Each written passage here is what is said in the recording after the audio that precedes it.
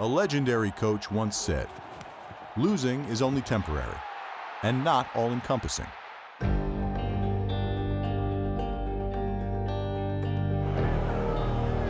You must simply study it, learn from it, and try hard not to lose the same way again. Then, you must have the self-control to forget about it. That's wisdom from one of the greatest winners of all time, basketball coach John Wooden, who captured 10 NCAA titles at UCLA. But not every champion was as skilled as the Wizard of Westwood when it came to learning from a loss.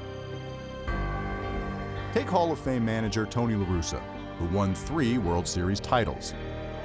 While far less philosophical than Wooden, La Russa was equally eloquent when he said, "Losing sucks. I don't think people understand how bad it feels." You can bet the New Orleans Saints do. In the last 3 postseasons, they've suffered a hat trick of horrors. A trifecta of terror. Go to flag! A three-peat of defeat on a level perhaps only the Buffalo Bills of the early 90s could painfully perceive. Regarding Wooden's advice, the Saints have indeed discovered how to not lose the same way again. Only because they keep experiencing more preposterous walk-off losses. What a way to end your season. I mean, I don't know if you can find the correct words to be able to describe what we just saw. As for having the self-control to forget about it, Ow! good luck with that.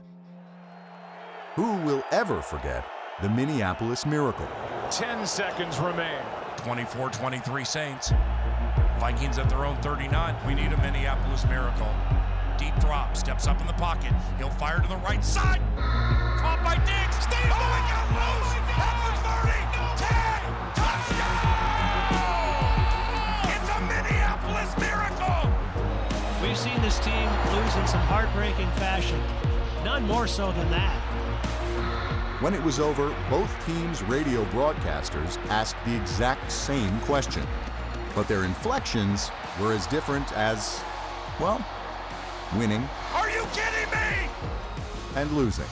Are you kidding me? Perhaps the Saints only had themselves to blame for that loss. A year later, they pointed the finger at a man who didn't lift a finger to throw a penalty flag. One of the worst no calls that I have ever seen in my football career. A minute 49 to go, 3rd and 10 at the Rams' 13, tie score. A touchdown surely sends the Saints to the Super Bowl. Or they can get a first down, run the clock down, and kick a chip shot game winner as time expires.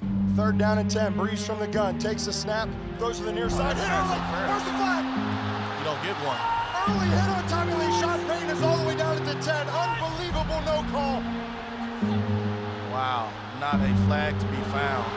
Clearly contact before the ball got there. Yeah, Sean Payton, he just simply cannot believe it, nor can anyone that's in the stadium watching this. If a flag is thrown there, the Saints have the ability to run the clock down to 4 seconds left and end the game with a field goal try. New Orleans settled for a field goal, but there was ample time remaining for the Rams. The no call seemed no fair. It was a kick in the gut, and the Saints were kicked to the curb when Greg Zuerlein booted a 57-yarder in overtime. The Rams went to the Super Bowl. The Saints watched the NFL revise its rule on instant replay to include pass interference. In the legal world, they call that ex post facto, or after the fact. In the Big Easy, the translation is too little, too late. I don't know if there was ever a more obvious pass interference. You know, we'll probably never get over it. A year later, it was overtime again. And the Vikings again.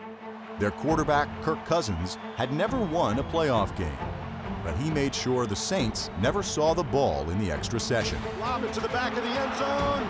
Touchdown. Touchdown, Kyle Rudolph. They got to review the touchdown. The Saints wondering if there's going to be a review for a push-off. And how ironic would that be if they give that a look? That's a full extension with the right arm by Kyle Rudolph. And they are not going to look at it. And this is a final. Absolute stunned silence here in New Orleans. You know, you invest so much into it and have invested so much into it, you know, and so you understand that these opportunities are few. So yeah, it's disappointing. If you're not the one holding up the trophy at the end of the year, it's disappointing. More than a decade ago, Drew Brees did hold the Lombardi Trophy. You can bet the 20-year veteran still remembers what that moment felt like. It must be intoxicating. Like a nectar you'd do anything to taste just one more time. Or a nirvana you long to revisit. Why else would Brees and the so-close Saints be willing to endure so much pain?